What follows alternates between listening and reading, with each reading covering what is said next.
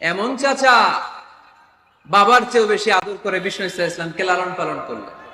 এ আবু তালেবের ভয়ে আবু জাহেল আমার প্রিয় নবীর গায়ে হাত লাগাতে পারে নাই। তার মানে ভালোবাসায় কোনো ভেজাল, ভেজাল আদর্শে। ভেজাল কিসে?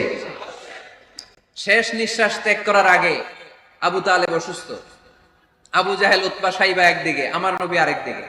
আমার প্রিয় নবী বললেন, চাচা আজীবন আপনি ছাতার মতো আমাকে আশ্রয় দিয়েছেন, আজীবন আপনি বাবার মতো কোলেপিঠি করে মানুষ করেছেন, একবার শুধু আমার কানে কানে বলেন লা ইলাহা ইল্লাল্লাহ মুহাম্মাদুর রাসূলুল্লাহ, বাকিটা আমি আল্লাহর সাথে বুঝে নেব। কিন্তু আবু জাহেলও পাশে আছে না নাই? আবু জাহেল কয় না, আবু তালেব খবরদার, আজীবন যে শিরকি ধর্মের উপরে ছিল ওইটার উপরে থাক, বাপ দাদার ধর্মে চুনকালি মাখিস না। একবার আবু তালেব প্রিয় নবীর নুরানি চেহারার দিকে তাকায়, মনে মনে ভাবে এখনই পড়ে ফেলি কালিমা, মুহাম্মদের আদর্শই আমার আদর্শ বানায় ফেলি। আবার যখন আবু জাহেল উতবা সাইবার দিকে তাকায়, মনে মনে ভাবে না, আগের ধর্ম ছাড়তে চাই না। এই দোটানা অবস্থা থেকে শেষ নিঃশ্বাস ত্যাগ করার আগে আবু তালেব এটা বলে মারা গিয়েছে, আলা মিল্লাতি আব্দুল মুত্তালিব, আমি আব্দুল মুত্তালিবের শিরকি ধর্মের উপর থেকে শেষ নিঃশ্বাস ত্যাগ করলাম। তার মানে আল্লাহর দেয়া বিধান অনুযায়ী সে জান্নাতি না জাহান্নামী? শুধু যে নবীরে ভালোবাসছিল কোনো কাজে আসছে? কথা বলেন। তাহলে শুধু ভালোবাসা আমারে বাঁচাতে পারবে না।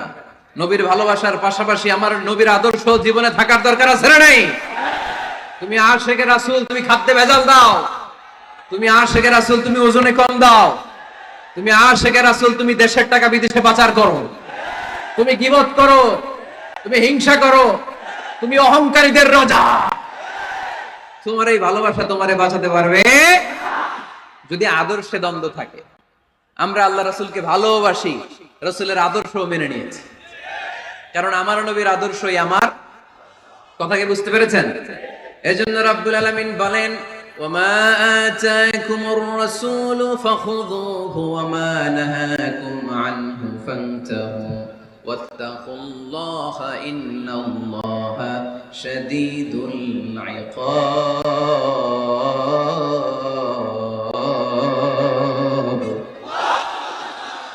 যা রাসূল নিয়ে এসেছে ধরো, আওয়াজ করে, যা রাসূল নিয়ে এসেছে, যা নিষেধ করেছে। কথা ক্লিয়ার না? একেবারে ক্লিয়ার, পানির মতো ক্লিয়ার। রাসূল যা নিয়ে এসেছে আমরা ধরবো, যা নিষেধ করেছে ছাড়বো। কারণ এই রাসূলের মতো কোন রাসূল হয়? এই নবীর মতো কোন নবী হয়?